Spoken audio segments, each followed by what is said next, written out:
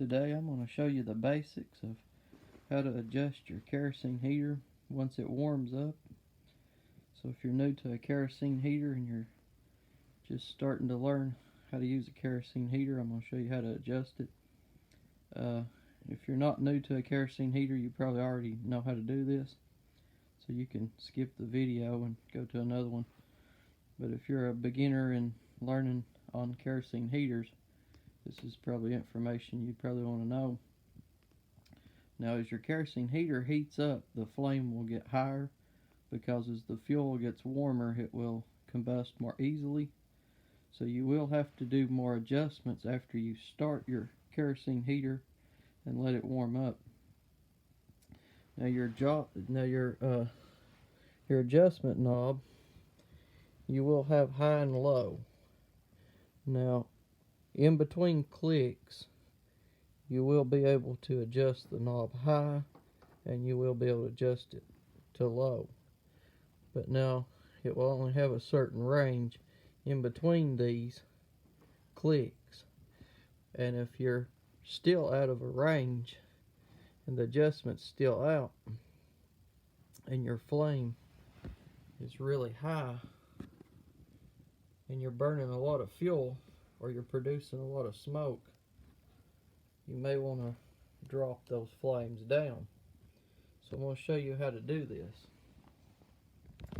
Now, this knob right here is under spring tension. So if you push this shutoff valve, the shutoff lever, this knob will drop automatically. So the only way to adjust this is you will have to, if I can crank this up.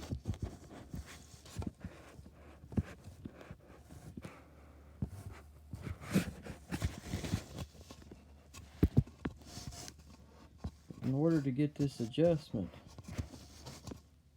you will need to hold the knob. You'll have to hold the knob, but you'll first need to turn it to the highest position till it stops. And once it stops, then you'll need to hold it firmly.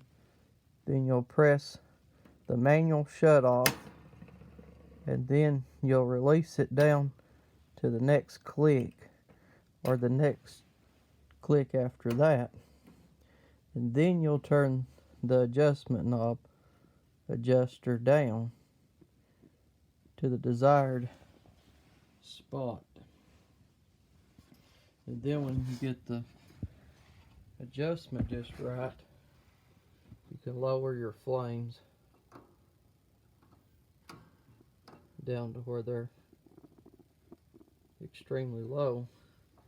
But you usually want to keep these flames a little high. Don't want to get them too low.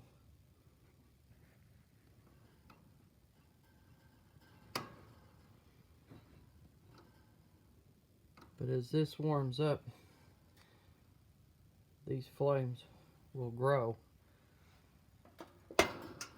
As this coil here heats, you will start burning the fumes off of the wick. And the flames will rise up.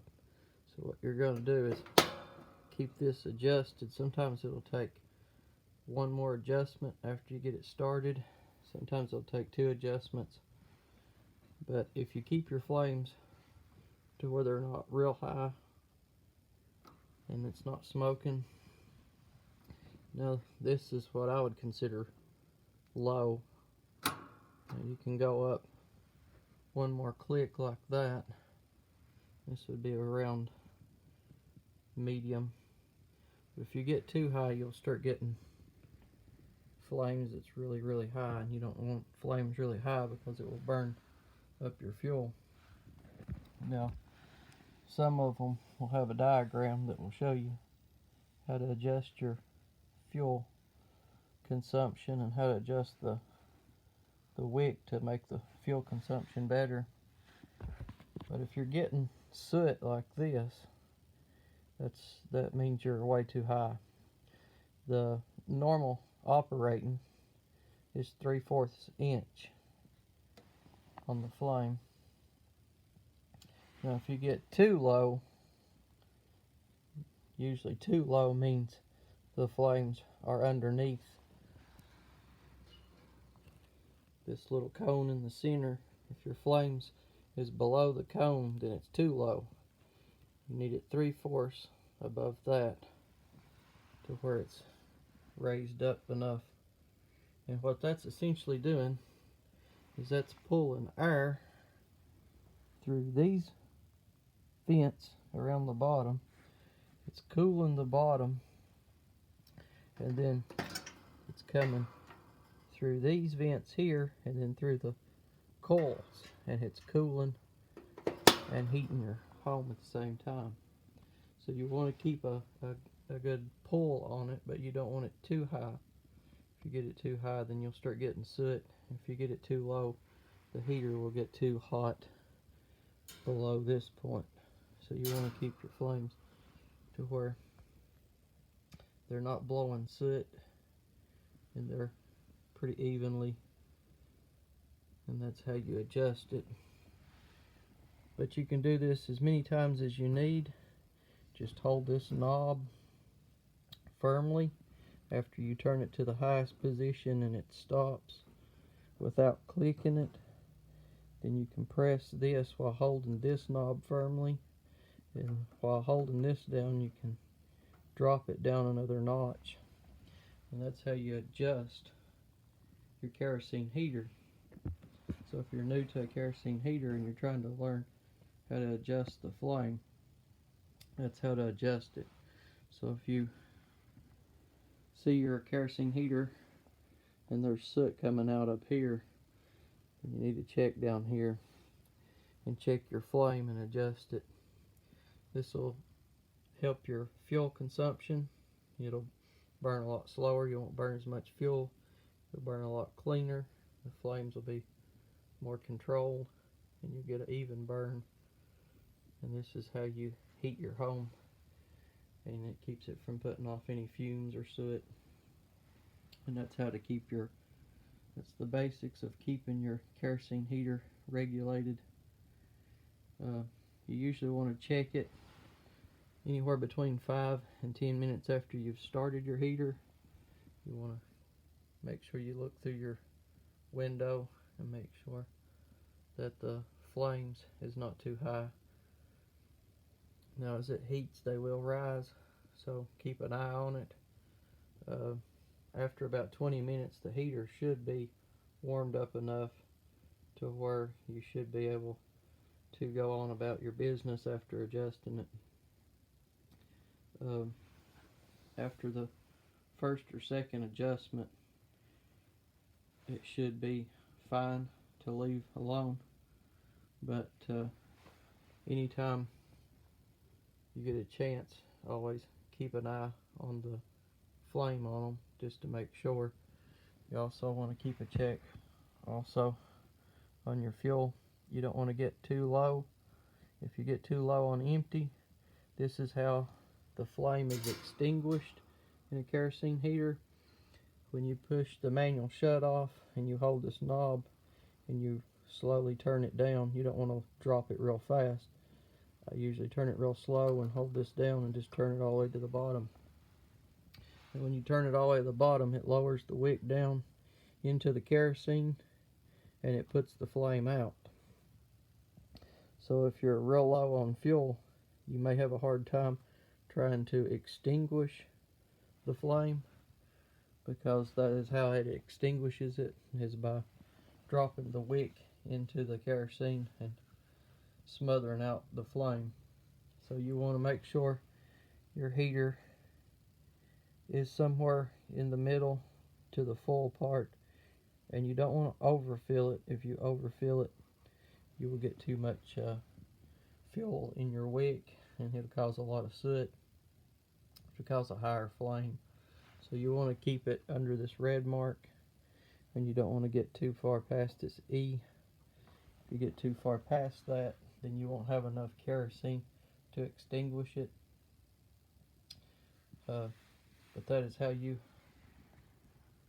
keep your kerosene regulated and keep your heater regulated and keep it burning clean, you always want to make sure that your coils is burning really warm. That burns all the excess fumes, so your heater won't give off any fumes. As long as your inside coils is staying really red, that's burning all your fumes, so your heater will be putting off a lot of heat and you won't have any fumes. This is the way to keep them regulated. You'll see how clean the insides of this heater is. I use K1 kerosene. That's what's recommended if you're using these heaters. The cleaner the fuel, the less contaminants you will get and the less soot. So you want to try to get the cleanest kerosene you can find. You don't want to get it cross-contaminated, and you want to keep it in a clean jug. And buy up your kerosene when it's warm. The price is lower.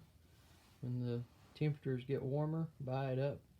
Save it for when it gets cold. It will save you a lot more money. It's another tip. If you wait till it gets cold and there's a big snowstorm and you try to go out and buy kerosene, you're going to pay an extra $2 or $3 on the gallon. So that's another trick to it. But that is how you regulate and keep your kerosene heater working. And that's how it stays nice and smooth. You don't have no problems. You won't have no fumes. The inside of the kerosene heater will stay shiny and clean. And you won't have any sooting. Cage will stay clean. Everything will stay clean. And it'll also keep your home clean. And it'll keep you warm at the same time, and you won't burn a whole lot of fuel. And usually I can get pretty good fuel range on this one if I keep it pretty low like this. I don't get too high. It'll put out a good amount of heat, and that's how you want to keep your heater, and it'll work really good. They usually last a pretty good while. Fuel consumption is usually pretty good on them.